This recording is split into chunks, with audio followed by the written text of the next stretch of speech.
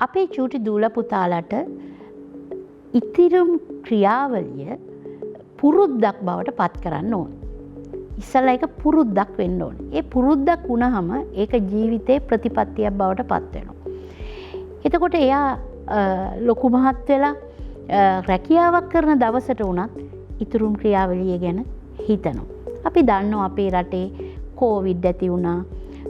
ඊගාවට විවිධ ගැටලු ඇති වුණා. මේ වෙනකොට ඊට කලින් අපිට දීත්වා වලට මුහුණ දුන්නා. ගොඩාක් කලින් සුනාමි වලට අපි මුහුණ දුන්නා නේද 2004 විතර.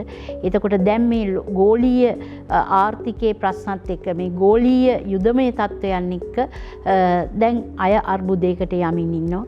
ඒ වගේම මේ එල්නිනෝ වගේ තත්ත්වයක් ඇති වුණොත් එහෙම කාලගුණික ප්‍රශ්න එනවා. මේවට මුහුණ දෙන්න නම් අපි හැම වෙලාවම අපි ශක්තිමත් වෙන්න ඕනේ. එතකොට අන්නේ ශක්තිය ගොඩනගා ගන්න පුළුවන් විදිහට දරුවන්ව හුරු කරන්න ඕනේ.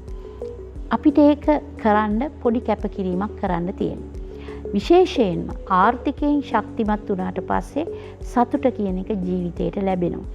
එතකොට අභිප්‍රේරණයක් ඇති වෙනවා. අභිප්‍රේරණය කියන්නේ කිසිම බලපෑමකින් තොරව සතුටෙන් වැඩ කරන්න අභ්‍යන්තරිකව ඇතිවෙන මේ බලපෑම.